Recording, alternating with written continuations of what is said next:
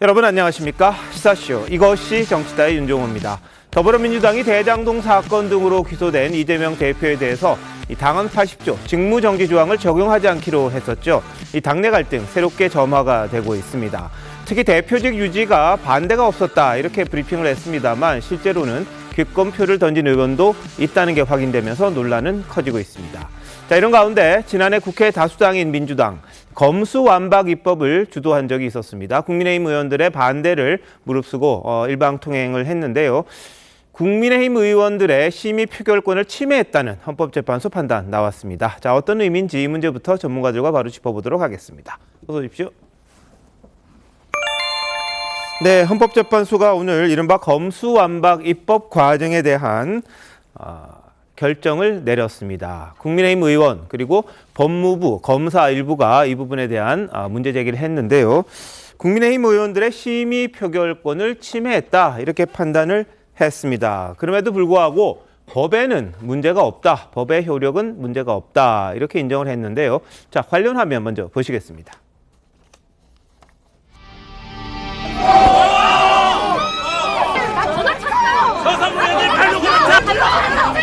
현안물에 의해 찬성했으므로 검찰청법 일부 개정 법률안 대안 가결되었음을 선포합니다. 입법 취지가 정당하다면 입법 과정 역시 정당해야 합니다. 민주당이 입법 독재, 헌정 파괴에 나서고 있는 일촉즉발의 상황을 다시금 바로잡을 수 있는 것은 헌법재판소뿐입니다.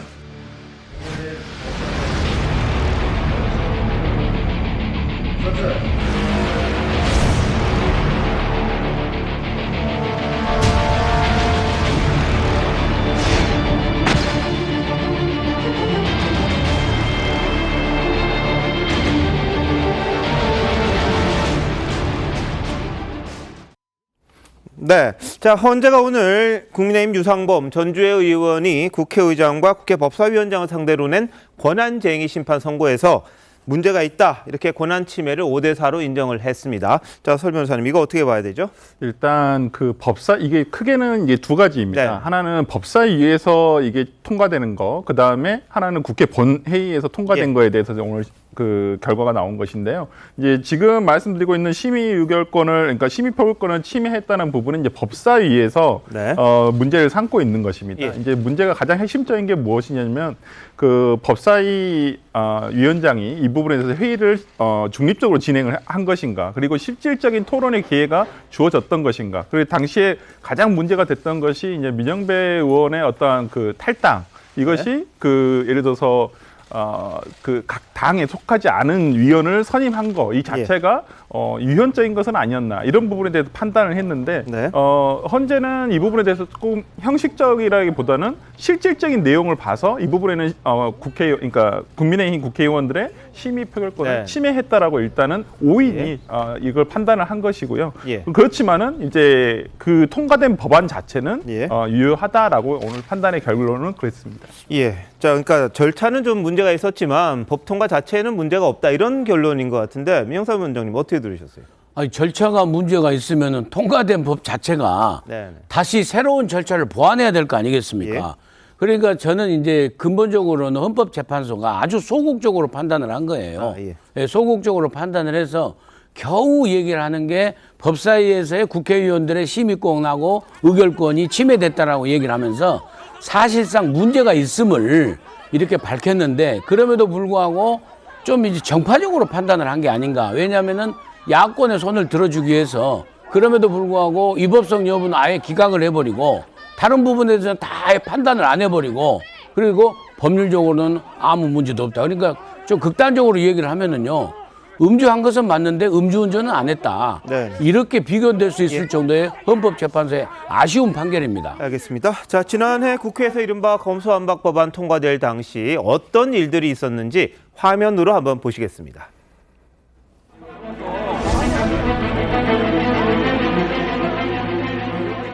아, 민영배 의원이 민주당 의원이지 무소속입니까? 이런 편법이 어디 있어요, 이런 꼼수가? 국회 선진화법 위반이에요. 왜 이러세요 도대체 왜? 이사봉을 왜 들고 가냐? 술 먹고 햇볕 부리는 곳이 아니에요, 국민의힘 술 먹어.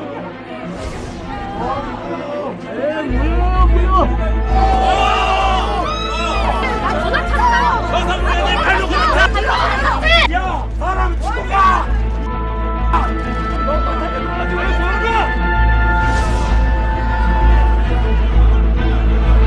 가결되었음을 선포합니다.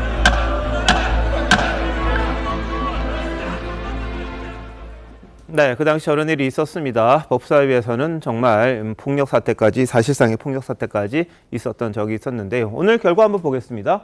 권한쟁의 일부를 인용했습니다. 헌재가 이 법사위에 대한 부분인데 법사위 법률 개정하는 과정에서 국회의원들의 권한을 다른 또 헌법기관이 침해를 했다. 그래서 권한 침해가 있었다. 이걸 5대4로 일부 인용을 했습니다. 근데 법률 위반할 정도는 아니라고 일단 효력은 유지를 했어요. 법안은 그대로 가는 걸로요. 자, 다음 한번 보이시죠. 자, 국회의장, 법사위원장이 일단 근데 가결 선포한 행위, 그러니까 표결을 어떤 형식이든 해서 법을 통과시킨 것 자체는 5대4로 기각을 했습니다. 무효가 아니다. 이렇게 이야기를 한 겁니다. 아까 말씀하셨듯이 민영배 의원이 사실상 민주당 의원인데도 불구하고 무소속 의원으로 되면서 바로 이 토론 안 거치고 바로 올라갈 수 있게끔 만든 그런 과정이 있었거든요. 그 과정이 토론과 심의를 제대로 못하게 했던 부분이다. 그리고 아주 짧은 시간에 법 통과시킨 건 잘못이다. 이렇게 이야기를 했습니다. 그런데 자, 배성규 의원. 네. 지금 헌법재판소가 네. 진보가 6, 이른바 보수라고 하는 게 3, 네. 6대 3이잖아요. 네. 극우승임에도 불구하고 5대4 한 표 차이로 왔다 갔다 했단 말이죠. 그리고 그렇죠. 일부는 인용까지 했고요. 네. 그건 어떻게 봐야 됩니까? 그러니까 이게 지금 이 국회 그 법사위 통과 과정에 문제가 있는 겁니다. 거기에서 국회 선진화법에 따르면 이게 네. 법의 내용입니다. 법에 따르면 제1당이 안건조정위에 3석을 가져가고 나머지 교섭단체들이 3석을 가져가는데 예. 민영배 의원은 사실 여당이었는데 이 안건조정위에 여당을 넣기 위해서 당시에 민주당 목을 넣기 위해서 탈당을 해서 예. 무소속으로 위장을 해서 들어갔다는 거죠. 그러니까 이렇게 보면 이거는 사실 국회 선진화법의 취지를 완전히 어긴, 그러니까 어떻게 보면 불법적인 행위다라는 게 지금 국민의힘의 그 청구 취지였는데 그 헌법재판관들 5명이 그거 맞다, 잘못됐다, 그러니까 국회 선진화법 위반한 건 맞다고 한 겁니다. 국회의원들의 심의 의결권을 침해한 거기 때문에. 그런데 그럼 위법이 맞는데 법은 유효하다 이런 판정을 내린 거거든요. 네. 그러니까 약간 그 앞뒤가 안 맞는 약간 예. 이해하기 좀 힘든 논리이긴 한데 왜 이런 법이 나왔을까? 그러니까 이 헌법재판관 6인이 지금 문재인 정부에서 임명한 이른바 진보 성향의 네네. 재판관들인데 예. 이 중에 그래도 2명 정도는 나의 성향과 상관없이 그래도 이거는 법이 위반이 맞다라고 인정을 했는데 네. 근데 그 중에 또 한 분은 위반은 맞지만 그래도 무효까지는 못 주겠다 참아 이렇게 예. 한 건데 이번에 판결을 보면 이 소위 진보 성향이 가장 강한 이 재판관들이 유남석, 이석태, 김기영, 문형배 이런 분들은 모든 거에 대해 다 기각을 해버렸어요. 네네. 근데 나머지 이선혜, 이은혜, 이종석, 이영진 이분들은 또 다 인용 쪽으로 네. 했거든요. 결국 이미선 재판관 이분이 캐스팅 보트였는데 예. 이분이 마지막에 어떻게 보면 민주당 쪽 손을 들어주면서 이런 결과가 나는데 약간은 정치적 성향에 따른 판결이라는 그런 예. 지적이 나올 수도 있지 않을까 하는 생각도 듭니다. 예. 자, 그러니까 결국은 법은 유효하지만 민영배 의원 탈당했던 게 사실상 위장 탈당이다. 이걸 인정했다고 이렇게도 볼 수가 있을 것 같거든요. 그럼에도 불구하고 민영배 의원이 탈당했을 당시에 여러 가지 말들이 있었고요. 이번 결과를 놓고도 민영배 의원과 관련된 이야기가 나오고 있는데 당시에 이른바 위장 탈당 논란에서 어떤 말들이 있었는지 한번 보시겠습니다. 가장 큰 문제는 절차적인 유연성입니다. 대표적인 것이 위장 탈당일 것입니다. 위장 탈당은 국회판 위장 전입이지요. 국민에게 피해를 주는 잘못된 내용의 법이 잘못된 절차를 통해서 제정된 것이라고 저는 개인적으로 생각합니다. 제가 뭘 위장 탈당을 했습니까? 뭐 어떻게 위장 탈당을 했습니까? 뭘 위장했습니까? 탈당 안 해놓고 탈당했다 했습니까? 저는 지금 민주당 소속이 아니에요.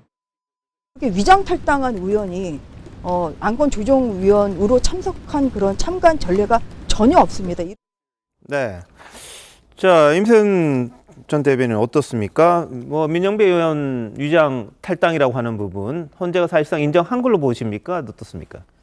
절반의 인정이라고 저는 보여지고요. 실제로 이게 탈당이 안 해놓고 탈당을 했다 하면 이제 위장 탈당인데 이제 민영배 의원 같은 경우는 정상적인 절차로 탈당 과정을 다 거쳐서 실제로 민주당에 탈당을 했습니다. 그리고 그 이후에 6월에 있는 지방선거에서 공천권을 전혀 행사하지 못했거든요. 민주당 쪽 소속이 아니기 때문에 네. 그렇기 때문에 말씀하신 부분에 대해서는 위장 탈당은 조금 좀 오버하신 건 아닌가 싶습니다. 물론 취지는 어떤 건지 말씀은 잘 알겠습니다. 근데 그동안의 상황을 봤었을 때도 예전에도 뭐 비례대표 의원이라던가 이런 부분이 조금 이렇게 비리 사실에 연루가 되었을 때 당에서도 이제 권고를 하기도 하죠. 좀 탈당을 해라. 그래서 실제로도 지금 의원들 중에 뭐 예를 들어 이런 말도 있지 않습니까? 민주당 성향의 뭐 무소속 아니면 국민의힘 성향의 무소속 이렇게 있는 것처럼 지금도 민영배 의원의 탈당은 정식적인 절차를 거쳐서 네.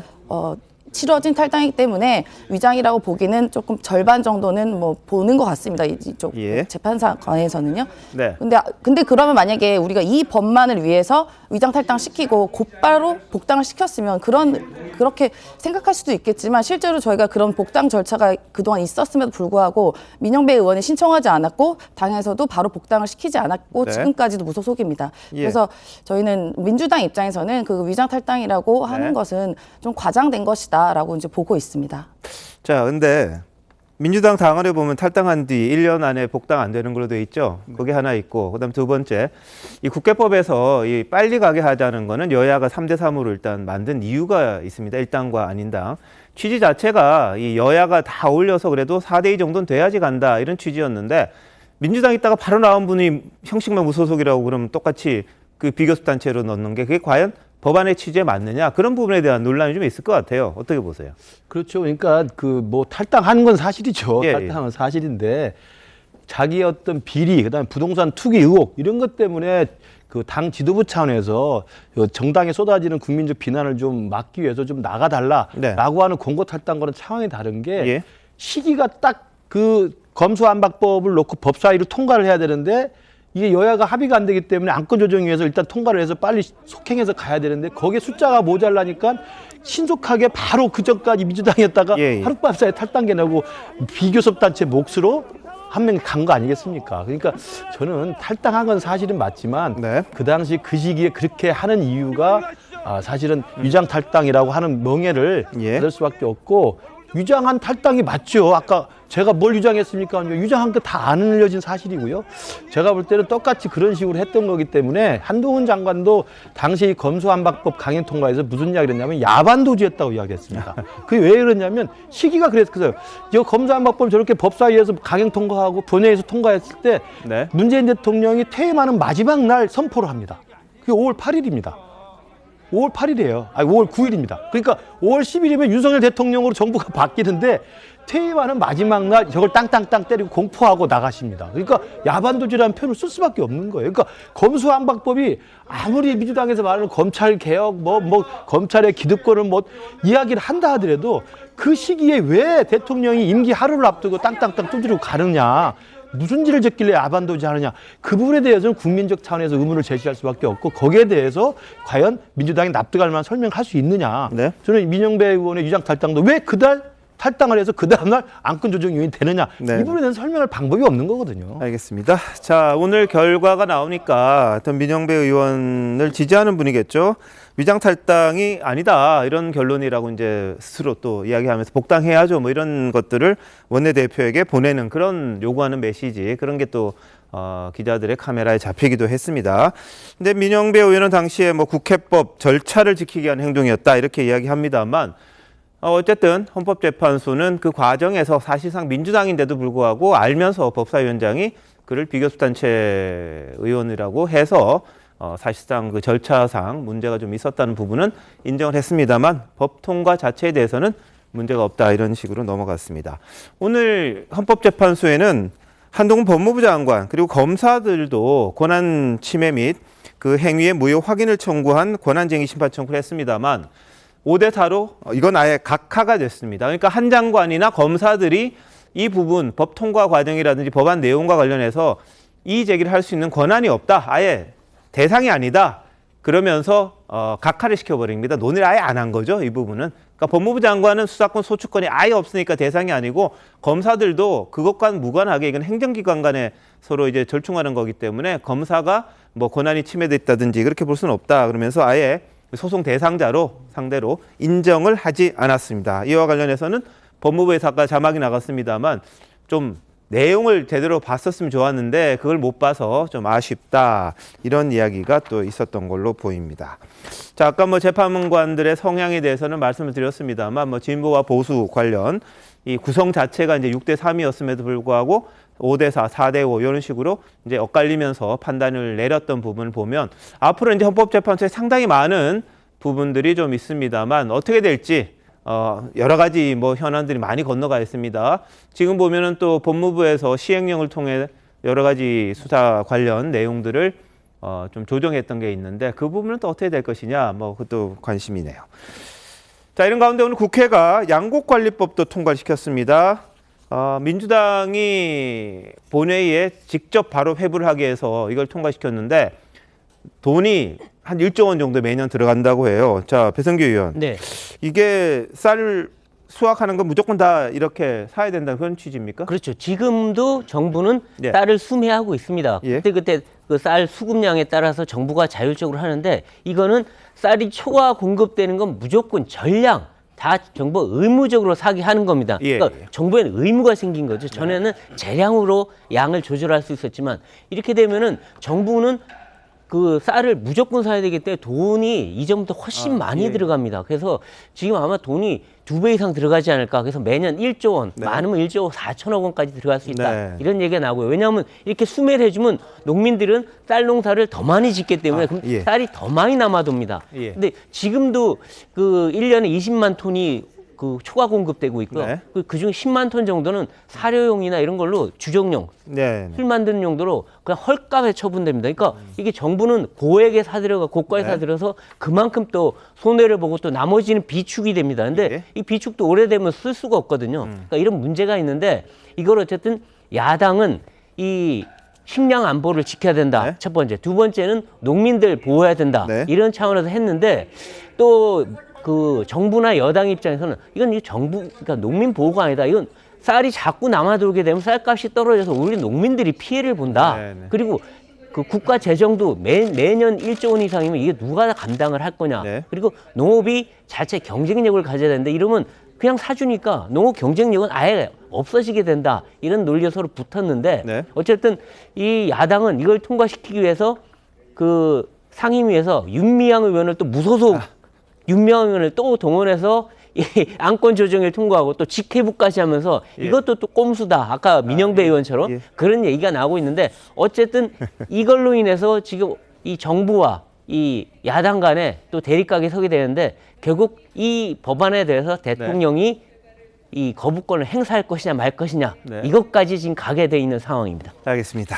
자, 민영배 의원 사례와 비슷하게 윤미향 의원도 민주당에 있다가 이 지원금 관련해서 문제가 제기되니까 이제 탈당을 시킨 그런 사례였죠. 탈당했고 또 비슷하게 또 민영배 의원 같이 안건조정위원회 무소속이라는 타이틀로 또 들어가서 이것도 직회부까지 하게 됐는데 뭐가 옳은 건지 농업의 발전을 위해서 과연 뭐가 옳은 건지 뭐 윤 대통령 뭐 여러 가지 고민을 한다 이런 이야기가 들리고 있습니다.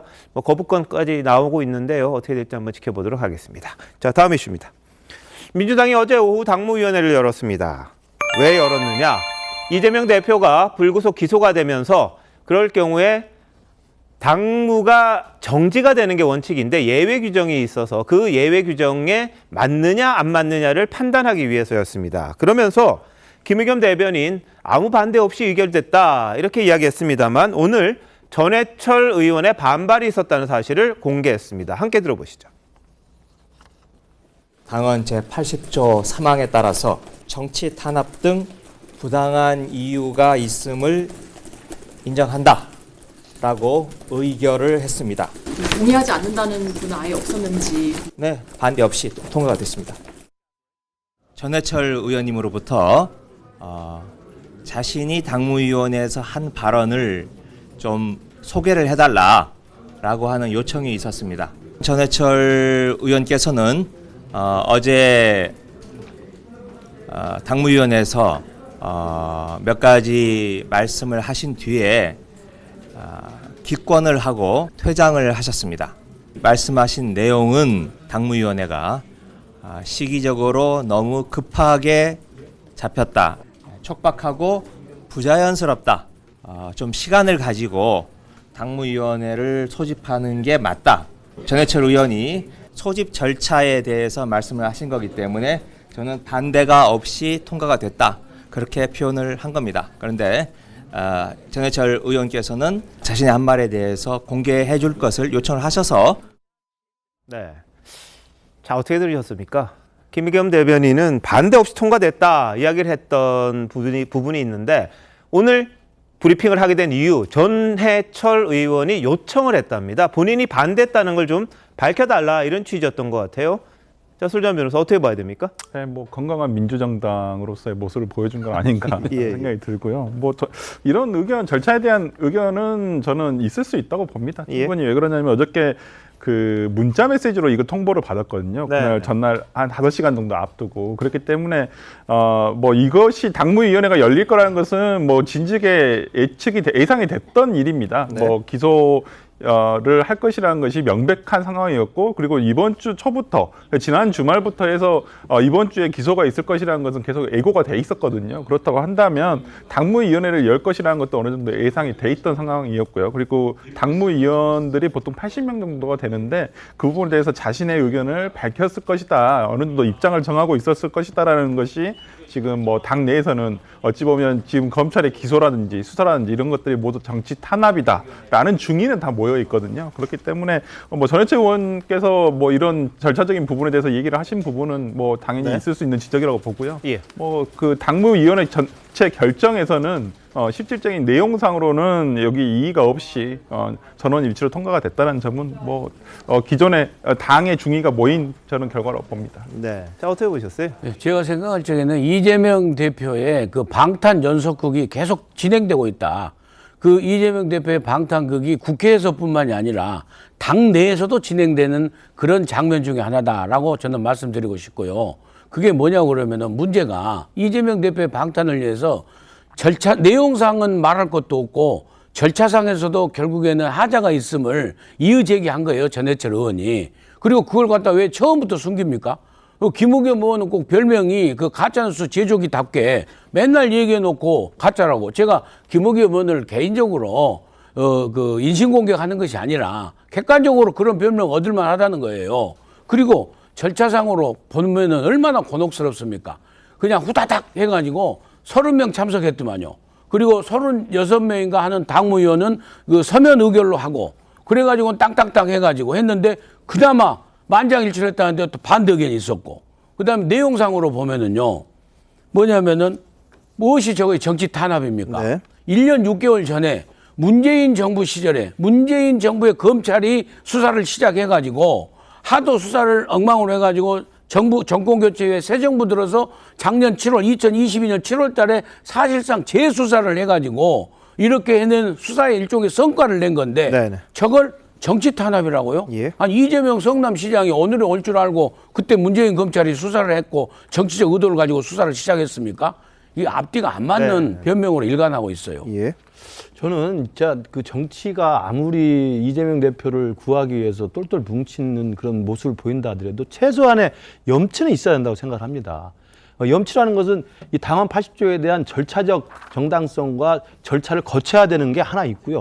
아까 전해철 의원이 여기 냈다고 이야기한 것처럼, 아니 일단 기소가 되면 기소와 동시에 직무를 정지하게 되어 있는 겁니다. 네. 그건 아무도 이의를 제기할 수 없는 합리적인 법적 논리예요. 그렇기 예. 때문에 당무위원회에서 그걸 달리 정할 수가 있고, 그래서 징계 처분이 무효가 되면 그 직무정지를 풀 수 있다, 이렇게 돼 있단 말이에요. 그러면 직무정지가 먼저 돼 있다는 걸 전제로 당무위원회에서 이의를 제기해서 의결을 하면 직무정지를 푼다고 되어 있으면 직무정지 해야 되는 겁니다. 이제 그거 하나 절차적으로 내용적으로 법적 논리로 완전히 어긋나게 한 거고요. 직무정지를 하지도 않고 어떻게 당무위원 의결을 엽니까? 그게 첫 번째, 너무 좀 염치가 없다는 거. 두 번째는 최소한 공소장은 보고 그다음에 2, 3일 정도는 생각할 시간을 주고 당무위원회에서 결론을 내서 아까 우리 설주현 변호사는 예. 민주적인 당 모습이라고 하는데 민주적인 토론을 한번 거쳐야 되는 거 아닙니까? 예. 한 명도 그런 이야기가 없고 만장일치했다. 그것도 몇 시간 만에 뚝딱 쳐가지고. 예. 저는요. 북한의 최고위원회의나 노동당 중앙이 저는 이렇게는 안 합니다. 어떻게 이렇게 할 수가 있습니까? 정치가 아무리 당대표 중심을 똘똘 뭉쳐서 뭐 진짜 그 염치 불구하고 체면 불구하고 간다고 예. 하지만 네. 국민들이 바라고 있으면 최소한의 염치는 지켜야 된다. 최소한의 절차는 지켜야 된다. 예. 절차를 지키고도 자기들 할 수 있잖아요. 어떻게 저렇게 안면 몰수할 수 있는지 저는 정말 예. 납득이 되지 않습니다. 자, 뭐 북한하고 비교하는 건 좀 과하신 거 아닌가 싶기도 합니다만. 자, 근데 친명계 쪽에서는 그러니까 비명계에서는 이렇게 주장합니다. 일단 이 대표의 당무 정지가 일단 있고 난 다음에 그 다음에 이제 예외 규정에 대한 판단을 해야 되는데 그거 없이 가는 게 문제 아니냐. 그랬더니 친명계는 쉼표가 없지 않느냐. 쉼표가 없다. 그래서 이거는 당무 정지 안 되고 바로 예외 규정으로 갈 수 있다. 이런 주장을 합니다. 보세요. 한번 당헌 80조 1항입니다. 직무를 기소와 동시에 정지하고 각급 윤리심판원에 조사를 요청할 수 있다. 이렇게 돼 있는 겁니다. 돼 있는데 친명계에서는 직무를 기소와 동시에 정지하고의 쉼표가 없기 때문에 정지하고 조사 요청할 수 있다. 정지하고 안 하고 바로 요청도 가능하다. 이렇게 주장을 하는 거고 비명계에서는 아니 기소와 동시에 정지를 한 다음에 그 다음에 이게 예외가 되는지 안 되는지를 봐야지 그것도 안 하고서 어떻게 조사 요청할 수 있느냐. 이런 주장입니다. 이게 정지를 한 다음에 사망이 가야 되는 거 아니냐. 뭐 그것이 없는 아닙니다만 어떻게 보세요, 임세훈 대변인? 마치 저걸 보니까 무슨 수학 능력 시험, 언어 능력 시험 조금 보는 듯한 기분은 들긴 합니다. 근데 뭐 원칙적인 것은 일단 이 문제에 대해서 이재명 대표의 문제에 대해서는 저희가 갑자기 나온 문제가 아니라 저희가 언론을 통해서 뭐 기소가 이런 내용일 것이고 그리고 공소장에는 이런 내용이 있을 것이다라는 게 언론을 통해서 너무도 많이 알고 있었습니다. 그래서 대부분의 민주당 의원이 어떤 내용일 것이고 어떤 게 들어갈 것이다라는 것을 대략적으로는 파악을 하고 있었습니다. 그래서 이 기소에 대해서 문제의식이 분명히 있었던 것은 사실이고 그리고 또 언론을 통해서도 어떤 특정할 날짜에 기소가 될 거다라는 게 대문짝으로 나와서 당에 있는 거의 대부분의 사람이 어제 기소가 될 것이다라는 것은 대략적으로는 다 예측이 되어 있었어요. 그래서 나름대로 당에서는 전반적으로 이 당무가 흐트러지지 않게 좀 준비를 했었던 것이고 네. 그리고 이 직무가 바로 뭐 하고 뭐 이 공간이 이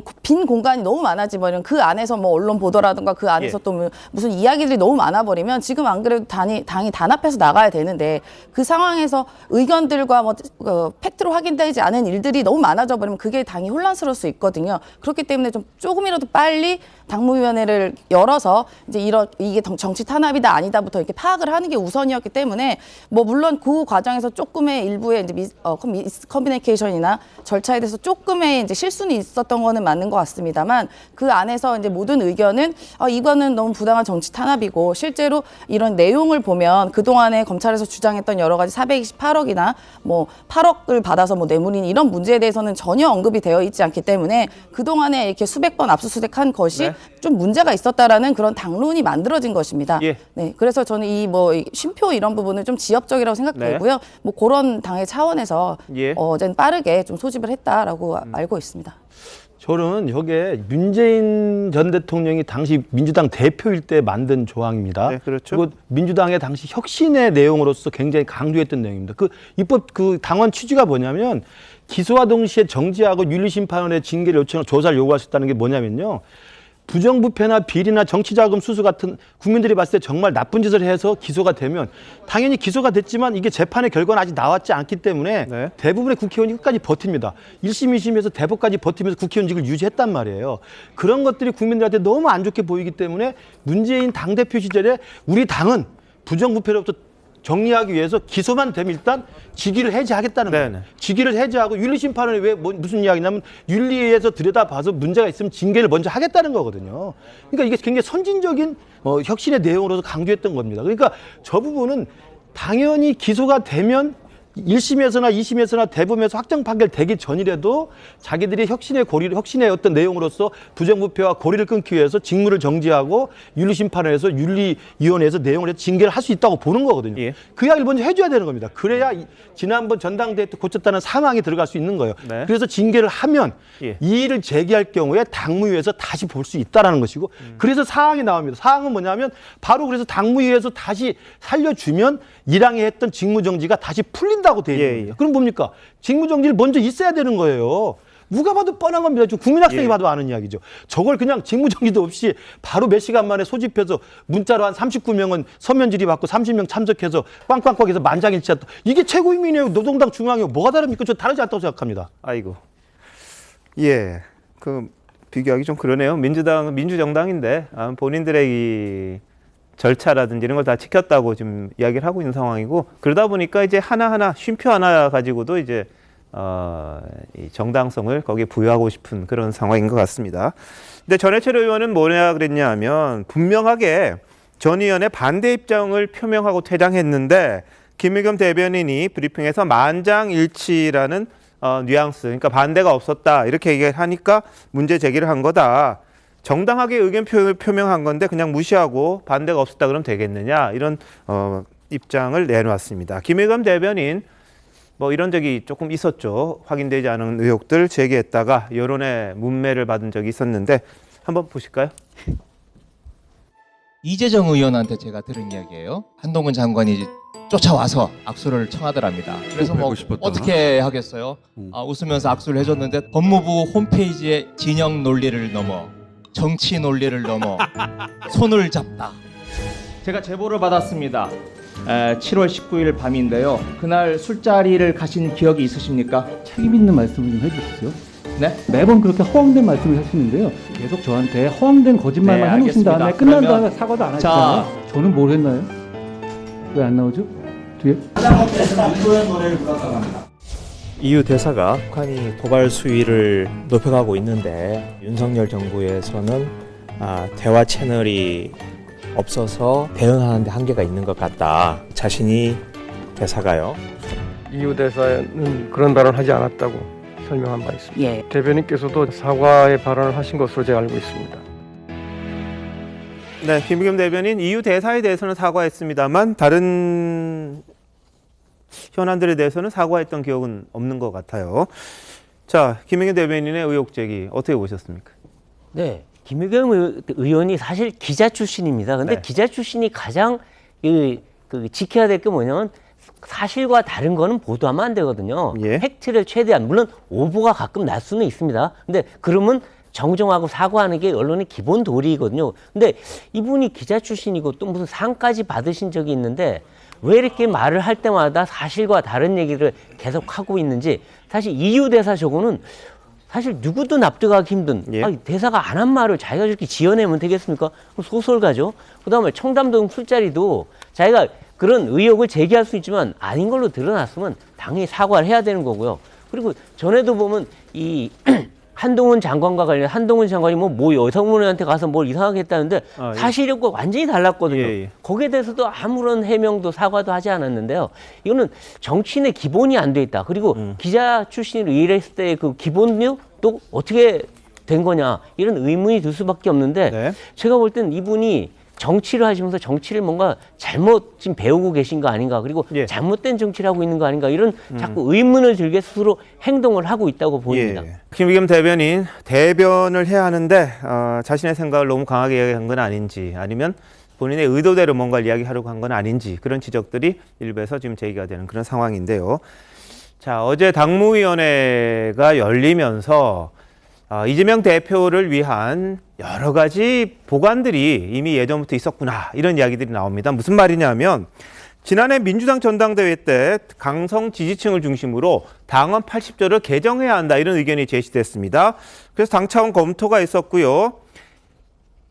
윤리심판원에서 뭔가 이렇게 탄압이라든지 이런 거를 판단하는 주체였는데 이걸 당무위로 바꾸는 80조 3항 개정안을 통과시켰던 적이 있습니다.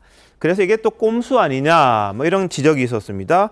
설 변호사님, 이게 왜 그때 꼼수라고 이야기가 나왔던 겁니까? 일단 당무위원회의 대표가 위원장이 이제 당대표가 되는 것이거든요. 예. 그렇기 때문에 당시에 이재명 대표가 될 가능성이 굉장히 높은 전당대회였고 네. 그러면 전당대회에서 아니, 본인 판단을 어떻게 하냐. 이건 좀 말이 안 되지 않느냐라는 얘기가 있었지만 이건 이재명 대표에 대한 이재명 대표 체제에서만 유일하게 그런 해석이 가능한 것이고요. 네. 일반적으로는 뭐 중앙윤리심판원에서 하건 아니면 당무위원회에서 하건 큰 차이는 없거든요. 근데 윤리심판원은 외부인이 좀 있잖아요. 네, 그렇죠. 외부 자문위원들이 있긴 합니다만은 실질적으로 그 운영되는 것이라든지 이런 부분에 있어서는 저는 당무위원회도 아까 말씀드렸지만 80명이라는 당내 어떠한 주 요직을 갖고 있다거나 지방자치단체 민주당 출신의 민주당 당들을 가지고 있는 지방자치단체 장들이 하기 때문에 어찌 보면 중앙윤리심판원보다는 오히려 더 폭넓게 외부인들이 더 있을 수도 있다라고 볼 수도 있거든요. 네. 그리고 그렇기 때문에 이건 이재명 대표에 대해서만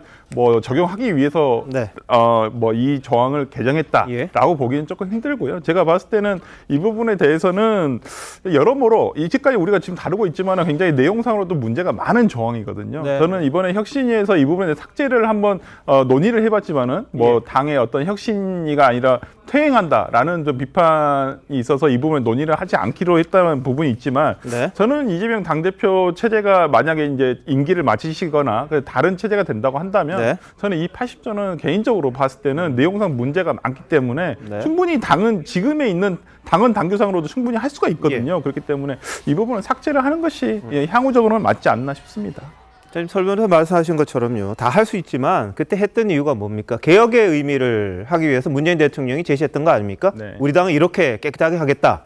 그랬던 게 지금 퇴색되는 의미라고 지금 많은 분들이 이야기하는 부분이 있잖아요. 그러다 보니까 불법 정치자금 수수 의혹을 받고 있는 기동민, 이수진 의원도 이재명 대표와 마찬가지로 직무정지 예외 조항을 적용받기로 했습니다. 관련 발언 들어보시죠. 이재명 당대표 그리고 기동민 의원, 이수진 의원 세 분에 대해서 당헌 제80조 3항에 따라서 이 3인에 관하여 정치 탄압 등 부당한 이유가 있음을 인정한다라고 의결을 했습니다. 중요한 것은 그 혐의가 있고 없고의 문제가 아니다. 정치 탄압의 의도를 검찰이 가지고 있느냐 없느냐가 훨씬 더 중요하다. 라고 하는 측면에서 오늘 결정이 내려졌습니다. 예. 중요한 것은 혐의가 있고 없고의 문제가 아니다. 어떻게 들으셨어요? 그러니까 그 당헌 당규를 고치는 게 이재명 대표의 방탄을 위한 꼼수라고 하면은요. 이건요. 이재명 대표의 방탄을 위해서 세력을 규합하는 그 세력 규합의 꼼수라고 봐요. 그러니까 불법 정치 자금을 1억이나 되는 사람을 받았던 의원을 끼어 팔기로 해가지고 면죄부를 준 거죠. 그러면서 같은 동조 세력을 규합해가는 그런 꼼수의 결정판이다. 그렇게 보면서 다시 이해할 수 있는 게 아니 그러면 아무리 그런다고 그래도 불법 자금으로 지금 1억을 받아 기소된 것이 그것이 정치 탄압입니까? 이재명 대표의 그 혐의는 말할 것도 없지만은 기동민 의원이나 또 이수진 의원인가요? 그분들이 불법적으로 정치 후원금을 받고 정치 자금을 받았다 하는 것이 그것이 정치 탄압하고 뭔 관계가 있냔 말이에요. 너무나 자의적으로 해석을 해도 정말 그 분수에 너무 넘친다, 너무한다라는 판단을 국민들이 저는 하시리라고 봐요. 예. 자, 뭐 기동민, 이수진 의원도 이재명 대표 덕인지는 모르겠습니다만 이른바 불법 정치 자금을 받은 혐의를 지금 받고 있습니다. 기소가 된 상황이고요. 근데 이것도 혐의가 있고 없고 중요한 게 아니라 검찰이 탄압할 의도가 있었기 때문에 예외로 하겠다. 이게 민주당 대변인의 어제 발표였습니다. 자, 임세훈 대변인. 그 말씀하신 부분은 좀 부적절했다고 생각합니다. 혐의가 있고 없고의 문제에 대한 그렇게 말씀하신 부분은 저나 다른 국민이나 당원들도 납득하지 못할 것 같고 아마도 이제 말에서 좀 실수를 하지 않았나라고 싶습니다. 근데 지금 기동민 의원이나 이수진 의원 같은 경우는 이미 수사가 몇 년 전에 다 끝났었고 그렇게 질질 끌다가 이제 와서 기소를 한 거거든요. 그렇기 때문에 검찰이 의도적으로 약간 정치를 그동안 이제 질질 끄는 동안에 계속 언론에 이른바 피의 사실을 흘리면 뭔가 대단히 잘못하고 그 잘못한 것보다 더 많이 이렇게 부풀어진 것에 대한 여론 재판을 하기 위해서 했던 꼼수나 정치 탄압이 아니냐라는 그런 문제의식이 또 기본으로 있었습니다. 그리고 이재명 대표 같은 것도 더 비슷한 경우이죠. 지금 사실상 몇 달 동안 323회가량의 이제 압수수색, 그리고 뭐 그 주변에 있는 뭐 길 가다 만난 사람까지 검찰이 소환해서 조사까지 했다고 하지 않습니까? 근데 그런 과정에서 실제로 다른 그 이른바 비슷한 대장동 사건에서 있었던 다른 상대 쪽, 이른바 박영수, 뭐 50억 클럽, 약속 클럽 이런 사람은 기소조차 되지 않고 소환조차 되지도 않았습니다. 그렇기 때문에 검사가 유일하게 기소 독점권을 갖고 있기 때문에 정치적으로 이 사람은 빨리 기소할 수 있고 늦게 기소할 수 있고 안 할 수 있고 이런 부분에 대해서는 정치적 판단을 하고 있는 거 아닌가라는 그 문제의식이 있었기 때문에 이재명 대표뿐만 아니라 지금에 말씀드린 그 이수진 의원, 기동민 의원도 그렇게 비슷하게 저게 판단을 한 걸로 저희가 읽히고 있습니다. 예. 자, 뭐 민주당의 판단에 대해서 국민들이 어떻게 볼지는 지켜봐야 될 그런 부분이고요. 이수진 의원이 민주당 두 분이 계시는데 여기는 비례대표 이수진 의원이라는 거 밝히겠습니다. 자, 이 대표가 당대표직 유지 판단 민주당이 내린 데 대해서 진중권 교수는 3심 유죄 판결이 확정돼도 그럴 거다 이렇게 비판을 했습니다. 반면 김남국 의원은 무죄 추정 원칙 있지 않느냐 이야기합니다. 같이 한번 들어보시죠. 2심에서 유죄를 받아도 대표직을 유지할 수 있다라고 생각하십니까? 기본적으로 이제 무죄 추정의 원칙이 적용되는 것이 아닌가라는 생각이 듭니다. 사법적인 어떤 잣대를 가지고 당 대표직을 유지할 수 있다 없다 이렇게 말하기는 어렵고요. 예. 결국에는 정무적인 정치의 영역에 있는 것이기 때문에 우리 국민들과 우리 당원들이 뽑아준 당 대표의 임기를 지키는 것이 저는 기본 원칙이라고 저는 생각이 됩니다. 3심에서 확정이 돼도 그럴 거예요. 왜냐하면 이분들이 뭡니까 김경수도 뭐라 그랬습니까? 확정됐는데도 뭐 진실은 법정 밖에 있다 그러고 한명숙 총리도 삼성 다 확인됐는데 증거까지 다 나왔는데도 3심까지 끝까지 자신은 뭐 정치보복의 희생자다 이렇게 주장을 했거든요. 네. 자, 민석 원장님 어떻게 들으셨어요? 그러니까 지금 그 이재명 대표나 또 민주당에서 주로 하시는 분들이 이제 무죄 추정의 원칙이라고 자꾸 내세우고 있는데요.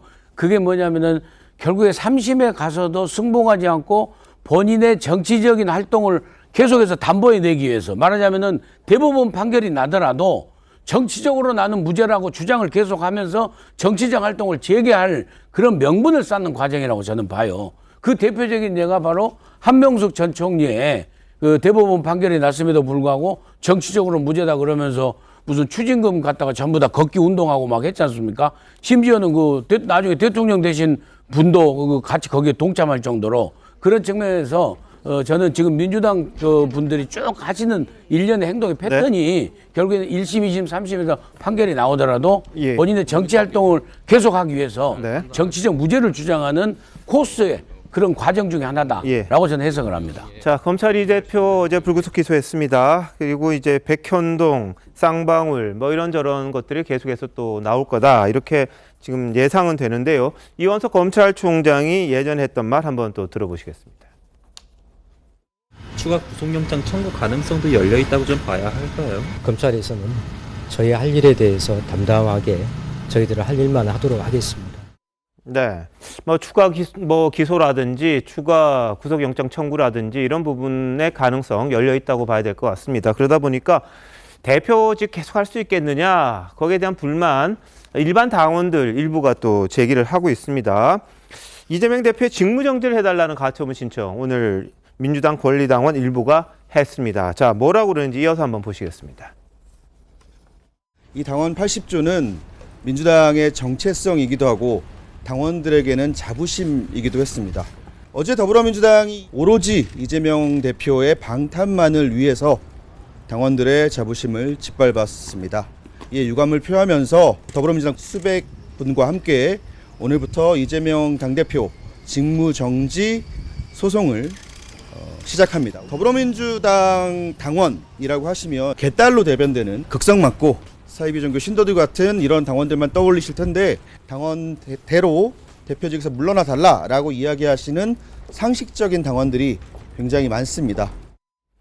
네, 자 당내에서 이런 목소리도 좀 나왔는데요. 자 설전 변호사, 뭐 인용될까요, 어떨까요? 인용될 수가 없습니다. 기본적으로 이제 직무정지 가처분에서 이분이 기본적으로 어떤 당원으로서의 대표에 대해 직무정지를 해달라는 어떤 뭐 저는 권리가 있나. 저는 일단은 각하가 될 확률도 굉장히 높고 뭐 그렇지 않더라 판단이 된다 손 치더라도 저는 기각으로 보입니다. 그리고 저 당원은 민주당 당정만 가지고 있지 실질적으로 해당 행위자입니다. 지난 대선 때는 윤석열 당시 후보, 지금의 윤석열 대통령을 지지를 공개적으로 했었었고 그렇기 때문에 오히려 당에서 지금 저분에 대해서 해당 행위자로 오히려 당 징계를 내려야 되는 것이 맞지 않나라는 생각도 좀 들고요. 그렇기 때문에 저는 저분이 무슨 의도로 저렇게 뭐 본인이 당원임을 자처하면서 이재명 대표에 대한 직무정지 가처분을 하는지 뭐 그것도 정치적인 저는 어떤 뭐 쇼맨십이라고 생각을 하지만은 뭐 그 본인의 의도가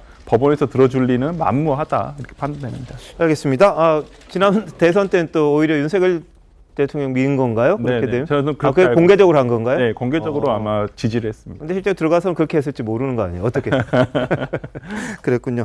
자, 일부 당원들이 저렇게 또 이재명 대표의 직무를 정지해달라는 가처분 신청까지 하는 그런 상황입니다. 자, 이런 가운데 정치자금법 위반 혐의로 구속영장 청구된 국민의힘 의원이 있습니다. 하영재 의원인데요. 자, 민주당 이 체포동의안 표결 어떻게 할까 딜레마에 빠진 것 같습니다. 국민의힘은 지금 선제적으로 나오고 있는데 이번 표결 어떻게 할 건지 먼저 들어보시죠. 저희 당은 이재명 대표에 대한 불체포 특권 이거 포기하라고 주장했던 당이에요. 그랬던 당이 저희 당 소속 의원권이라고 해서 이 사안에 대해 다르게 말할 수는 없는 거라고 봅니다. 그래서 사실상 당내에서는 이 불체포 특권을 포기하라. 이 체포 동의안을 가결해야 한다는 것이 사실상 당론이라고 보고요. 하영재 의원에 대해서 체포동의안 표결할 때 국민의힘 의원들은 거의 다 찬성할 가능성이 높다 이렇게 봐도 되나요? 저는 그렇게 봅니다. 네. 자, 국민의힘에서는 일부 의원들이 자, 불체포 특권을 내려놓겠다는 서약서를 또 작성하기도 하면서 민주당을 압박하는 모양새입니다. 자, 근데 민주당 우선 자율투표 방침이다 이렇게만 정했다고 하는데 자, 어떻게 될 것 같아요? 네. 지금 아마 민주당이 굉장히 곤혹스러웠을 겁니다. 왜냐하면 그 노웅래 의원에 의해서 이재명 대표까지 줄줄이 방탄, 체포동의안에서 부결을 시켰는데 지금 허영재 의원은 국민의힘 아니겠습니까? 거의 뭐 이분도 뭐 지방선거 관련 비리로 지금 이 구속영장이 청구되는 건데 여기에 대해서 자기들이 찬성한다고 하면은 지난번에 자기들이 부결시킨 거에 대해서 그럼 왜 같은 사안인데 거기는 부결시켰냐 그럴 거고 하고 반대한다 하기도 그렇고 이 참 어떻게 하기가 힘든 상황인데 그래서 이 민주당이 지금 내놓은 게 그냥 개인에 맡기겠다 하는 건데 상당히 좀 비겁해 보이죠. 그러니까 이 원래 그 민주당은 비리 의원 있으면 그거 항상 동의하겠다고 옛날 해왔는데 자기들에 대해서는 이건 정치 탄압이니까 아니고 딴 사람은 그러면 다 정치 탄압이 아닌 거니까 해줘야 되고 이런 건지 국민들이 볼 땐 같은 사안을 두고 다른 잣대를 들이대는 것처럼 보일 수밖에 없습니다. 물론 이제 그 이재명 대표 때 민주당이 뭐 당론으로 한 게 아니라 그 의원 개개인한테 다 맡겼던 거다라고 지금 뭐 해명을 하고 있겠지만 사실 그때 이재명 대표가 의원들 다 만나고 다니면서 이 자기에 대한 체포동의안 부결시켜달라고 부탁한 거에 다 드러나지 않았습니까? 나중에 그 언론을 통해서. 근데 그런 걸 본다면 이건 상당히 이중적인 태도다라고 국민들은 볼 수밖에 없는 거죠. 자, 민주당 어떻게 할 것 같아요?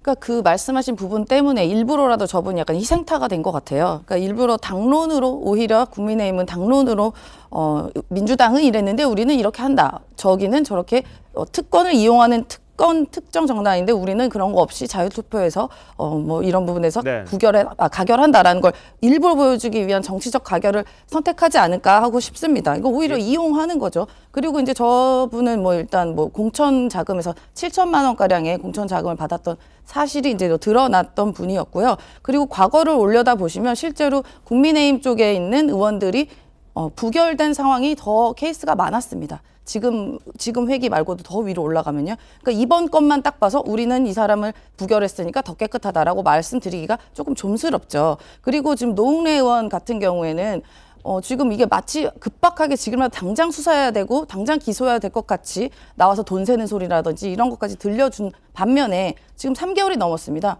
근데 기소조차 하지 않고 있어요. 그럼 이게 진심으로 이게 정말 급박한 사안이었냐 하는 저가 물음을 제시할 수밖에 없습니다. 그러니까 국힘의힘에서 뭐 비겁하다라고 말씀드리기는 조금 민망한 상황이지 않을까 싶습니다. 알겠습니다. 자, 뭐 국민들이 또 판단하시겠죠. 체포동의안 부결시킨 것에 대해서는 국민들이 상당히 뭐 좋아하진 않는 그런 뭐 결과들은 있었습니다.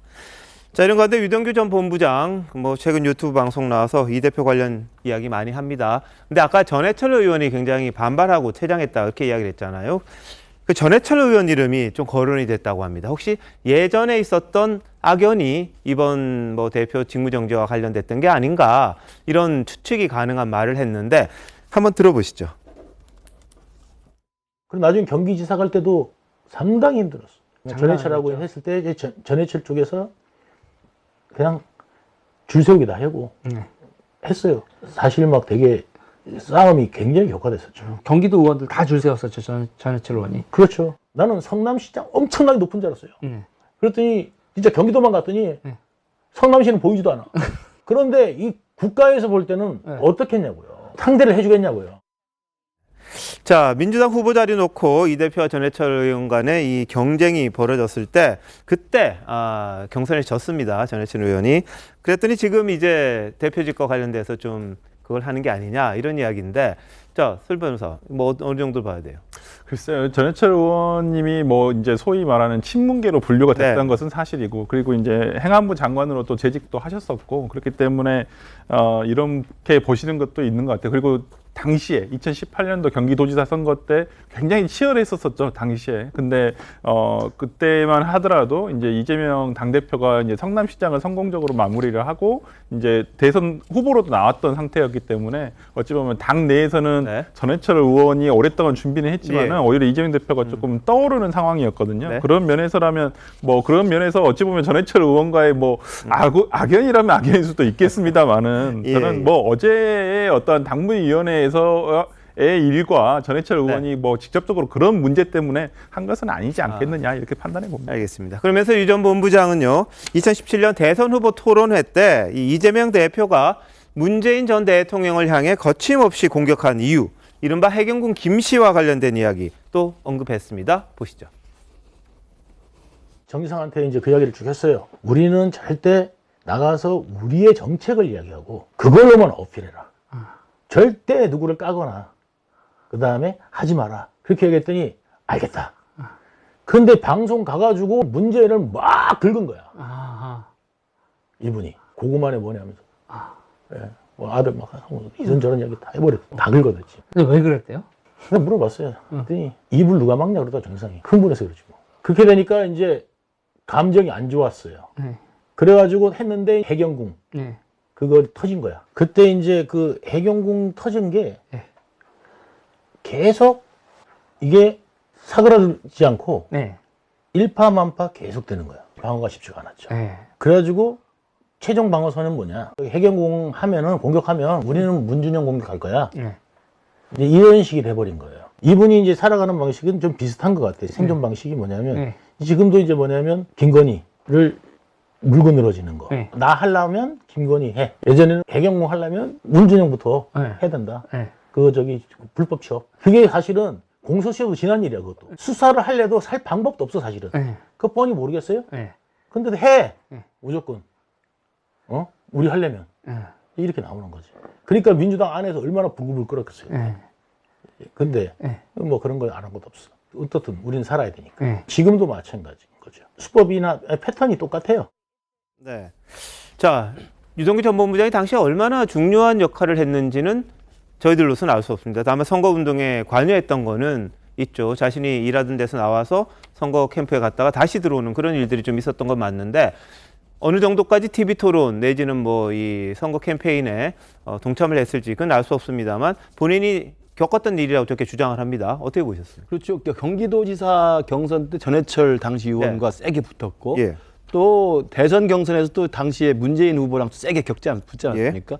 그러면서 사실 이제 이재명 당시 성남시장과 경기도지사가 상당 부분 이제 중앙 정치의 이제 무대로 올라오게 된 건데 그 과정을 지금 유동규 본부장이 지금 유튜브에 설명을 하고 있는데 그 당시에 선거 캠프에서 어떤 직책에서 어느 정도 역할을 했는지 모르겠습니다만 상당히 말하는 거 보니까 내부의 은밀한 이야기와 내부의 격의 없이 주고받는 대화들을 굉장히 자세하게 이야기를 하는 것 같아요. 그런 걸로 봐서는 적어도 이재명 당시 시장, 당시 도지사랑 격의 없이 수시로 이야기했는지 모르겠지만 정진상하고는 제가 볼 때 정말 의형제 같이 굉장히 가까이 붙어 다녔던 것 같습니다. 그래서 정진상을 통해서 이재명 경기도지사와 대선 후보와 상당 부분 정치적인 협의를 했던 것 같고 그런 내용이 사실이라고 한다면 유동규 본부장이 갖는 이재명 대표와의 또 정진상과의 밀착 관계는 충분히 유추가 된 부분이라고 보고요.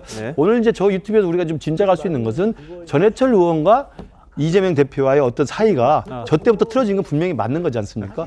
그리고 그 과정에서 이재명 대표의 이제 정치 스타일, 뭐 어떻게 보면 좀 인간성 같은 거죠. 아까 말한 것처럼 뭐 하나를 잡으면 집요하게 물고 늘어지고 자신의 어떤 불리한 문제가 있으면 그걸 물타기 위해서 상대방의 약점을 잡으면 놓지 않고 끝까지 물었던 이런 식의 어떤 내용으로 설명하고 있는 것은 정진상 본부장, 정진상 실장과 가까웠던 유동규 본부장이 지근거리에서 이재명 대표를 평가하는 내용이라고 좀 생각이 됩니다. 알겠습니다. 저 사실관계에 대해서는 좀 따져봐야 될 부분이 있습니다. 그리고 유 전 본부장, 정치적 뿌리가 약했던 이 대표에게 정치적 아버지가 생겼다. 그게 바로 이해찬 전 대표다. 이런 주장도 합니다. 근데 이해찬 전 대표와 이 대표를 연결해 준 게 바로 이화영 전 부지사, 또 김만배라고 하는데 한번 보시죠. 이분이 이제 뭐냐면 뿌리가 약하다 보니까 항상 그게 이제 공격받는다 우린 그것 때문에. 그래서 아버지가 없다. 정치 아버지가 없다. 족보가 없다. 이해찬이 이제 아버지가 되기를 안 했지. 근데 라인이 되나? 누가 연결을 해줘야지. 이화영. 이화영이 이제 이해찬 라인이니까 직계니까 그래서 이제 거기에 이제 끌어들이려고 그러는데 안 와. 거기서 누가 등장하냐면 김만배가 등장하는 거예요. 예전부터 이제 뭐냐면 이화영 이야기를 많이 했어요. 성대 이제 동문이고 이제 같은 뭐 서거리였다 그러나 아주 오래된 관계죠. 김만배가 그렇게 얘기하더라고. 야, 이화영이 그냥 갔겠냐? 내가 다 도와주지. 나중에 이제 어쨌든 이제 그 들어와요 이화영이. 딱 들어오고 난 다음에 이제 이해찬이 우리 그게 이제 되니까 이해찬계가 된 거야. 이재명이. 정진상이 우리도 아버지 생겼다 그러면서 되게 좋아했던 그 후에 이제 뭐냐면 이재명의 입지가 어느 정도 당내에서 좀 생겼죠. 그렇죠. 자, 이런 주장 이재명 대표 측에서는 허무맹랑한 소설이다. 이렇게 일축한 적이 있었습니다. 자, 이 부분은 어떻게 봐야 될까요? 네, 그런데 지금 정치권에서 떠도는 얘기들과 상당히 부합하는 주장을 하고 있다는 느낌이 좀 들어요. 왜냐하면 이재명 대표가 당내 기반을 갖게 된 거는 이해찬 전 대표 덕이다. 이런 얘기는 거의 민주당 내에서 상식에 가까운 얘기거든요. 그러니까 이 이재명 대표는 정말 어떻게 보면 뿌리가 없는 사람이었어요. 민주당 내에서는. 그리고 기껏해야 부대변인 정도 했고 거기서도 뿌리를 못 내려서 지방으로, 그러니까 성남으로 내려가서 거기서 그 시장을 도전했던 사람인데, 근데 지금 얘기를 보면은 이 모든 게 다 이해찬 대표와 연줄을 잡으면서 이재명 대표가 드디어 정치적으로 기반을 갖고 성장하게 됐다는 거였고, 그 가운데 그걸 연결해 준 사람이 이화영이라는 사람이었다. 근데 이화영이라는 사람이 이게 또 이해찬계의 또 대표적인 측근이라는 것도 다 알려진 사실이거든요. 거기에 김만배까지 끼었다. 이런 얘기들이 보면 단순히 대장동 사업을 위해서 그냥 어쩌다 만난 관계가 아니라 상당히 김만배라는 사람이 이 이재명이란 그 정치인이 커가는 과정에 상당히 큰 역할을 했다. 이런 얘기인데 이런 거는 상당히 한번 좀 그 유심히 들어봐야 될 사실인지 아닌지 모르지만 얘기인 것 같고요. 아까 그 이재명 대표가 했던 정치적인 그 스타일, 그것도 상당히 정확한 것 같아요. 왜냐면 저도 이재명 대표와 소송을 많이 해봤거든요. 옛날에 제가 하셨어요?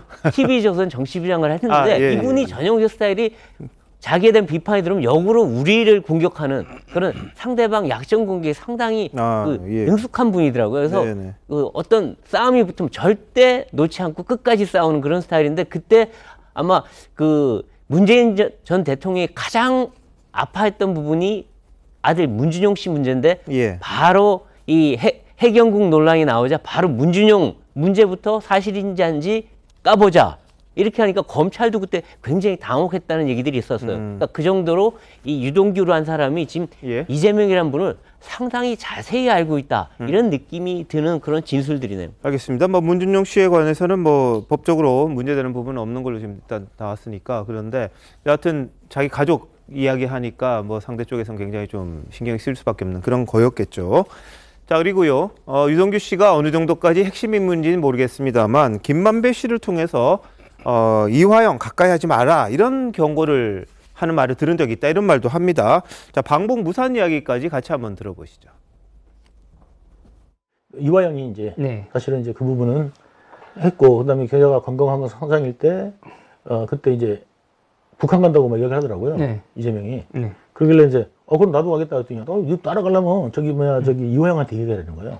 그래서 이화영한테 나도 얘기를 했더니 그 당연히 같이 가자고. 근데 나중에 이제 북한에서 온 대답이 뭐였는지 아세요? 뭐예요? 북한 오는 건 좋은데 안전은 보장 못한다 했어요. 그럼 무산됐지. 김성태는 언제 등장하는 거예요? 김성태는 저는 사실은 저한테는 모르는 일이에요. 당시에는. 김만배 씨가 이런 얘기는 좀 했어요. 이화영이 좀 있으면 죽을 거다. 이거 깡패들은 돈 받고 있다. 쌍방울 깡패들한테 이화영 돈 받고 있어서 걔 거야. 그러니까 가까이 하지 말아요 나보고. 이렇게 귀뜸하듯이. 정보가 제일 많은 사람이 김만배예요. 나중에 한번 이야기하면 깜짝 놀랄 일이 있어요. 아마 이거 이야기하면 난리가 날 거예요. 예, 자, 유동규 전 본부장의 이야기 어느 정도의 신뢰가 있는지는 좀 거리를 두고 들으셔야 할 수도 있습니다. 이게 사실관계에 대해서는 본인의 주장이기 때문에 저희가 일방적으로 말할 수는 없고요. 다만 31일에 이재명 대표 선거법 위반 공판 때 새로운 걸 공개하겠다 이런 이야기를 사전에 예고하기도 했습니다. 오늘도 보니까 아마 이거 이야기하면 난리 날 겁니다. 뭐 이런 이야기를 했네요. 그런데 이화영 전 부지사와 관련해서는 지금 재판이 진행 중인 상황이기 때문에 유동규 전 본부장의 이야기를 일방적으로만 들을 수는 없는 상황이고요. 이화영 전 부지사는 쌍방울과 전혀 상관이 없고 대북 사업도 따로따로 했던 거고 돈 받은 적도 없다. 좀 이렇게 이야기를 하고 있는 상황이죠. 정보 제일 많은 사람 김만배 씨다. 자, 설전 변호사, 이 전체적으로 어떻게 보셨어요? 뭐 전체적으로 본인이 겪은 얘기를 뭐 조금 과장해서 하는 경향도 있는 것 같고요. 근데 이런 태도가 저는 모르겠습니다. 재판부에서 봤을 때는 지금 저분은 지금 피고인이거든요. 그런데 좋아 보이지는 않습니다. 왜 그러냐면 저런 내용들이 그러니까 본인이 지금 얘기한 것 중에서 뭐 예를 들어서 좀 신빙성 없는 내용들도 많거든요. 뭐 북한 오는 건 좋은데 뭐 안전은 보장 못한다는 말을 들었다라는 거잖아요. 근데 북한을 공식적으로 방문을 했는데 안전 보장은 못한다는 말이 무슨 말인지도 잘 모르겠고 그렇기 때문에 저는 본인이 책임지지 자기도 어디선가 들었을 수도 있는 얘기들을 지금 하고 있는 것인데요. 재판부 입장에 봤을 때는 과연 본인의 재판에서 이게 유리하게 작용할 것 같지는 않다라는 생각이 들고 뭐 이런 김성태라든지 쌍방울 관련해가지고도 김만배 씨로부터 그런 내용을 들었다는 내용이거든요. 그렇다고 한다면 이분의 말에 다 신빙성이 있다라고 좀 보기는 힘들고 뭐 겪지 않은 얘기를 하겠습니까만은 그래도 제가 봤을 때는 과장된 내용이 굉장히 많은 것 같다라는 생각이 듭니다. 자, 그리고 유동규 전 본부장 오늘 이 변호사비와 관련한 이야기도 합니다. 그러니까 이재명 대표가 변호사를 지금 해야 되는데 이 돈도 없고 이렇다 그랬더니 본인이 검찰 간부 출신 A씨에게 이태영 변호사를 소개받았다 그랬더니 좋다 뭐 그렇게 이야기를 한 거예요. 비용 걱정했더니 걱정하지 마라 이렇게 검찰 간부가 또 이야기하더라. 그러면서 이태영 변호사는 한 1,200만 원 받았다고 좀 중앙일보 기사에 보면 그렇게 나와 있습니다. 뭐 어마어마하게 받았을 것이다 이런 이야기가 있습니다만 그것과는 상관없이 이태영 변호사는 1,200만 원밖에 안 받았다 이런 이야기. 근데 이재명 대표가 아마 이 변호사비 관련해서 대법까지 다 가는데 2억 얼마인가 이 송금했다 이런 내용 다 내놓긴 했었습니다. 근데 지금 쌍방울과 관련해서 변호사비 대납 의혹이 지금 제기가 돼 있잖아요. 김근식 교수님 어떻게 보세요?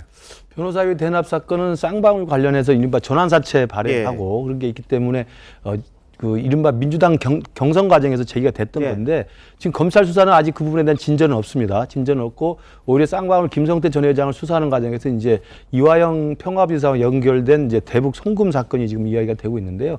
저는 유동규 본부장이 저 부분도 자세히 설명하는 걸로 봐서는 일단 이재명 당시 경기도지사가 대법까지 가서 그것도 아슬아슬하게 2심의 당선 무효의 유죄 판결이 대법에서 이렇게 파기환송되면서 정말 천신만고 그때 살아나거든요. 그 과정에 대법까지 3심을 가는데 그 변호사들을 뭐 한두 명도 아니고 여러 명을 선임을 했는데 전체적으로 2억 얼마 들었다고 지난번에 대선 경선에서 이야기를 했는데요. 그 과정에 대해서 이제 대부분의 사람들이 합리적 의심은 이건 법조의 관례상 이거 있을 수 없는 액수라고 설명을 했던 겁니다. 그래서 나머지 일정 정도의 금액을 다른 방법으로 지불하지 않았겠냐라는 게 변호사비 대납 사건 의혹의 시작인데 유동규 본부장이 그거에 대해서 자기가 누굴 소개시켜주고 변호사비를 걱정을 이재명 대표가 했다는 걸 지금 전달하고 있는 것으로 봐서는 추후에 수사 결과 어떻게 나올지 봐야 될 것 같습니다. 그러나 분명한 것은 이재명 당시의 경기지사가 스스로 변호사비를 내가 줄 만한 형편이 안 된다라는 걸 실토했다는 점은 굉장히 귀담아들 대목이라고 생각합니다. 알겠습니다. 하지만 뭐 1,200만 원밖에 안 받았다 그랬으니까, 그리고 전체가 한 2억 얼마인데 그건 자기 계좌에서 나간 게 있다 이렇게 주장을 하고 있으니까 그 부분은 이제 뭐 지금 수사가 진행되고 있는 상황입니다. 그리고 아직까지는 이재명 대표와 관련해서 변호사비 대납이 있었다 없었다 그 부분은 아직까지 규명된 게 없다는 건 또 말씀을 드리겠습니다. 자, 그런데 김 전 부원장 작년 10월 압수수색 당할 걸 미리 알았다 이런 정황이 검찰에 포착이 됐습니다. 이에 대한 경위 조사를 했던 걸로 알려졌는데요. 과거 유 전 본부장도 김영 전 부원장이 검찰 수사를 미리 아는 것 같았다 이런 의혹을 제기한 적이 있습니다. 보시죠. 다음날 검찰에 자꾸 출석하라고. 그랬더니 김용이 그러는 거야. 너 지금 검찰에서 우리 정보에 오면 너 바로 구속하려고 준비하고 있으니까 넌 들어가면 끝장이야. 큰일 나. 그리고 지금 우리가 지금 여태까지 어떻게 달려왔는데 열흘이면 끝나는데 그때 이제 경선 끝나는데 후보가 결정되는 순간 우리 못 건드려. 그때까지 버텨야 된다는 거야. 그래가지고 도망가라고. 야, 진상이가 너 때문에 말이야. 지금 중암지검장하고 술을 먹고 있다. 그러면서 너가 입원하면 너 안 건드리겠다.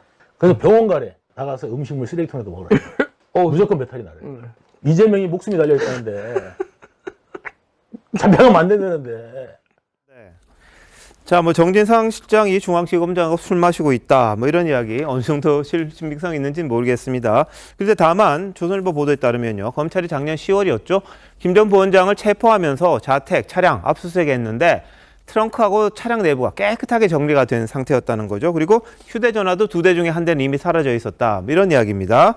그러니까 증거인멸, 뭐 수사가 들어올 줄 알고 한 거 아니냐. 그리고 유 전 본부장에 대한 압수수색도 어떻게 알고 미리 전화해서 어디 가라든지 그런 이야기를 어떻게 할 수 있었겠느냐. 그런 의혹입니다. 자, 민 원장님 어떻게 보세요? 그러니까는 그 검찰 수사의 사전 유출 과정은 의혹은요.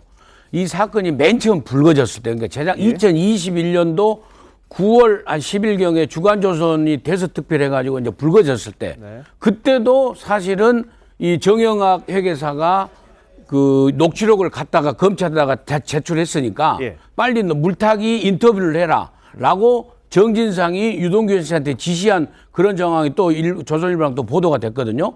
그런데 이것은 작년에 재수사가 7월 달부터 시작돼가지고 제대로 이제 김용이랑 체포해서 수사를 아주 막바지에 이르르고 있을 때도 또 정보가 또 새가지고 이렇게 하는 측면에서 검찰에 뿌리 깊은 이재명 하고 연락이 되는 그런 변호인들을 통해 가지고 정보들이 계속해서 사전에 유출된 그런 정황들을 유동규 씨가 얘기하는 것 같아요. 자, 어떻게 보세요? 이 부분은 제가 이제 그 김용 부원장 압수수색 당시에 제가 당사에서 현장에 있었기 때문에 조금 정확하게 아는데요.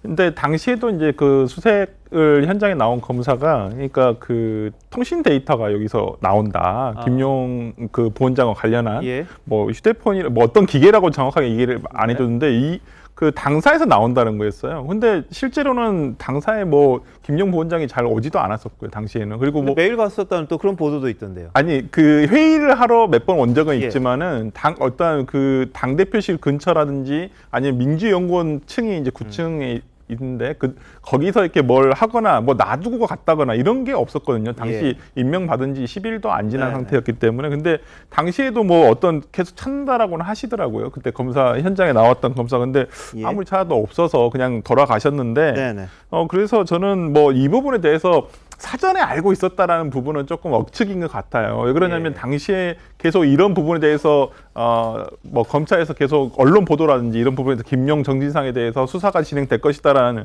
이재명 대표와 관련한 수사들이 진행될 것이라는 내용들이 나와 있었기 때문에 아마 그래서 제가 알기로는 김용 부원장 당시에 변호인 선임한 것도 본인의 친구입니다. 친구인 변호사를 선임을 했었고 그렇기 때문에 뭐 사전부터 알고 있었다라는 것은 조금 과한 해석 아닌가 싶습니다.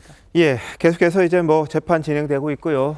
법정에서 이런저런 이야기들이 나오는데 법원의 판단이 여러 개가 나와야 될 것 같은데 국민들이 궁금한 게 참 많습니다. 빨리 했으면 좋겠는데 오늘 아까 들어온 속보를 보니까 이재명 대표의 배임 등과 관련된 거 신속 재판을 하기로 했다. 이런 보도가 나왔더라고요. 중요한 사건이라고 생각하고 그러면 이게 이제 언제쯤 끝날지 모르겠습니다만 올해 안에 뭐 1심이 날지 뭐 모르겠는데 그래도 양이 워낙 많다 보니까 좀 불가능한 게 아니냐 뭐 그런 이야기도 나오고 있는 그런 상황입니다.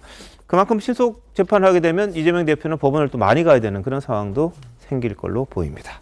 자, 다음 이슈입니다. 윤석열 대통령 내일 서해 수호의 날을 맞아서 이 메시지를 낸다 이런 보도들이 나오고 있습니다. 과거 천안함 유가족과 최원일 전 함장 그리고 윤 대통령의 목소리 함께 들어보시겠습니다. 대통령께서 공식석상에서 천안함 폭증 북한성이라서 한 말씀만 해주시더라면 천안함 이건 피격 사건이고 북한의 고발에 의해서 희생이 된 것이고 명확하게 그렇게 생각을 하고 있습니다. 한 국가의 품격은 누구를 기억하느냐에 달려 있다고 했습니다. 정부는 호국 영웅들을 한치의 소홀함 없이 책임 있게 예우할 것입니다. 대한민국의 부름에 응답한 분들을 정부는 어떠한 경우에도 잊지 않을 것입니다. 네. 자, 뭐 메시지에 천안함 관련 또 다른 서해 수호를 했던 장병들의 뭐 이름도 담긴다 뭐 이런 이야기도 좀 나오고 있는 것 같은데 내일 한번 어떤 메시지가 나올지 좀 봐야 될 것 같은데요. 자, 김근식 교수님, 뭐 윤 대통령의 이런 움직임 뭐 일관된다고 봐야죠. 그렇죠. 특히나 이제 호국 관련된 보훈의 그 중요성에 대해서는 대통령 후보 시절 때부터 일관되게 이야기했었고 당선인 시절에도 우리 대한민국을 위해서 또 대한민국의 민주주의를 위해서 목숨을 바친 이런 분들에 대해서는 뭐 국가가 책임지고 애우를 다해서 존중하고 지켜주고 예의제를 갖춰야 한다는 이야기는 계속 일관되게 했던 메시지라고 생각합니다. 특히나 이제 이 서해 수호 날은 잘 아시는 것처럼 북한의 소행에 의해서 천안함에서 우리 장병이 나라를 지키다가 바다를 지키다가 희생당한 사건이기 때문에 이런 부분에서는 대통령으로서 국가의 통수권자이고 국가의 어떤 이 생명과 국민의 생명을 지켜야 될 책임을 가진 사람으로서 당연히 그 부분에 대해서는 뭐 챙겨야 되는 게 맞다고 생각합니다. 근데 이것이 과거 정부에서는 이 천안함 같은 경우에는 그 이러저러한 진실 논란 게임까지 가면서 민주당이나 일부 또는 진보 지정에서는 이 천안함 사태에 대해서 상당히 많은 논란들이 또 야기했던 적이 있어요. 그리고 대통령의 재임 중에 천안함 행사, 특히 서해 수호날 이 행사에 참석하지 않은 적도 여러 번 있었습니다. 그런 것에 대해서 또 천안함 유족들이 굉장히 서운했던 적이 많았거든요. 아마 그런 것과 좀 대조적인 모습으로 호국 부분에 대한 대통령의 일관된 메시지와 모습을 보여주려고 노력할 것 같습니다. 당시 천안함을 이끌었던 최원일 전 함장 오늘 TV조선 뉴스퍼레이드에 출연해서 인터뷰를 했습니다. 한번 들어보시죠. 세월이 갈수록 그게 잊혀져야 되는데 더 사무친다는 거 아시죠? 사무칩니다. 두 명이 개명을 했습니다. 왜 개명했느냐? 이 이름으로 대한민국에 살기가 싫습니다. 국가 국민을 지키던 천안함 군인과 천안함을 경계 실패다 패잔병이다 이렇게 하는 이유도 정부에서 홀대하고 또 이렇게 지켜주지 않기 때문에 예를 들면은 예전에 혹시 환자복을 입혀놓고 기자회견했던 기억나십니까? 그게 패잔병의 기억입니다. 네. 자, 어제는 서해 수호 용사인 부친의 선친의 뒤를 이어 해군의 길을 걷기로 했던 자녀들, 김한길 대통령 직속 국민통합위원장과 간담회도 가졌습니다. 윤 대통령의 내일 메시지가 또 한 번 이 국가를 지키고 나라를 지키다 숨진 장병들 그리고 지금도 지키고 있는 모든 사람들에게 뜻깊은 메시지가 됐으면 하는 그런 바람이고요. 또 윤 대통령 어제 방첩사령부 사이버 작전사령부를 찾아서 비공개 업무 보고를 받았는데 대통령이 방첩사령부 찾아간 건 31년 만이라고 합니다. 옛 기무사였던 방첩사, 이른바 계엄 문건 논란 속에 사실상 해체됐다가 다시 이제 이름을 바꾸고 부활한 적이 있습니다. 최근 간첩 사건 관련해서 여러 가지가 있는데 대한민국의 안보 누가 지켜낼지 한번 또 생각을 해봐야겠습니다. 잠시만요.